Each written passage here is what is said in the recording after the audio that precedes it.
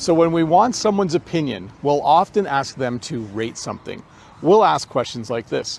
How would you rate that restaurant? How would you rate that movie? How would you rate that game?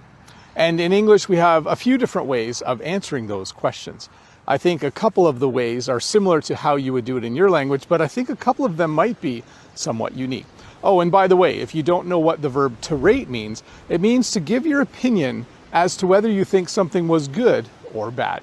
So in this English lesson, I'll teach you 4 different ways that we answer those types of questions, how we rate things in English, and then at the end, I'll also give you some examples of how we rate things that are just excellent or amazing. One of the ways we rate things in English is to give it 2 thumbs up, or to give it a thumbs up, or to give it a thumbs down. Now, I think you are familiar with this rating system. 2 thumbs up means just really, really amazing. A thumbs up means it's pretty good, or it can also mean amazing. And then thumbs down means that it's not very good at all. I do have to apologize for this rating system, though, because it's not grammatically correct. 2 thumbs up is correct. To say thumbs up, though, seems a little odd. Why does thumbs have an S on it? There's only one thumb. Shouldn't it be thumb up? And shouldn't it be thumb down? But no, we don't say that. It's always 2 thumbs up or thumbs up or thumbs down. So you just kind of have to ignore that little inconsistency for the time being. I hope you think this video is 2 thumbs up, and I hope you give it a thumbs up and not a thumbs down. Another rating system that we use is simply to use stars, and I'm sure you're familiar with this one. When you buy something online, other people who bought the same thing might rate that thing using stars. So they might give it 4 out of 5 stars, which is pretty good, or 5 out of 5 stars, which is amazing. But if something only has 1 star, I don't think I would buy it. So we use this to rate a variety of things. You could say the movie was 5 out of 5 stars. You could say the restaurant is 4 out of 5 stars. You could say that thing you bought online is 3 out of 5 stars. And then the next person who goes to buy it, if they see your rating, they might have to decide whether 3 out of 5 stars is good enough for them to decide to buy it. Now, this next grading system is kind of old school because it's actually based, I think, on the North American schooling system, where in some places they still give letter grades. An A is excellent, a B is okay, a C is not too bad, a D is not very good at all, and F means that you failed. And by the way, there's no E. I don't know why. But we do sometimes use this rating system in real life as well. Someone might say to you, how would you rate that restaurant?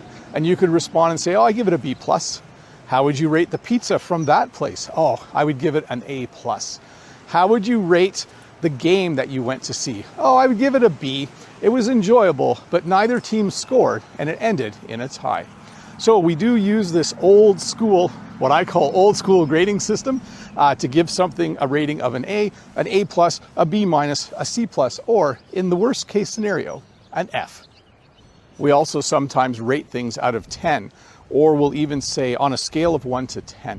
So if someone says to me, Bob, how do you like your old blue van, the one that's sitting over there?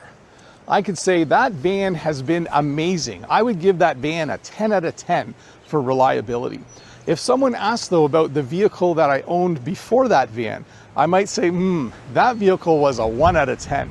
It was not very reliable, and it broke down all the time. So on a scale of 1 to 10, or rating something out of 10, sometimes you give it an 8 out of 10, or a 9 out of 10, or a 10 out of 10, and sometimes it just gets a 1. So you might be wondering, in English, how do you rate things that are excellent? Now, of course, you could simply give it a 10 out of 10, or 5 out of 5 stars, or you could say you rate it as an A+. But we actually have some phrases that we use as well. Oh, by the way, you could also give it 2 thumbs up. Sorry, I can't do that at the same time because I'm holding my camera. But we do have some phrases that we use to talk about things that are excellent. You might say that it is the gold standard. You could say, and I hope I don't annoy anybody here, you could say Tesla is the gold standard for electric vehicles. You could say that it is top tier, or that something is top tier. You could say Manchester United is a top tier football club. You could also say best in class. You could say that the DJI Action 6 camera is best in class for action cameras. That's actually the camera I'm using right now. And then there's a newer term, S tier. when you rate something, sorry, a little windy as I walked there. When you rate something as S tier, it's above A, B, C, or D, and it means that it's really, really good. This is kind of a new rating system. The S tier just came about a few years ago, or at least I became aware of it, but those are a few different ways that you can rate something using the English language that you think, things that you think are excellent. Well, thank you so much for watching this English lesson about rating things. And if you want to rate this lesson, you have two options.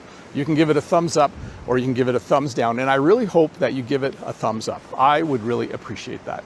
If this is your first time here, don't forget to click that red subscribe button. There might be one over there or down below. Give me a thumbs up, like I just said, if you enjoyed the video and if it helped you. And please leave a comment below. I always enjoy reading them. And I'll see you next week with another English lesson.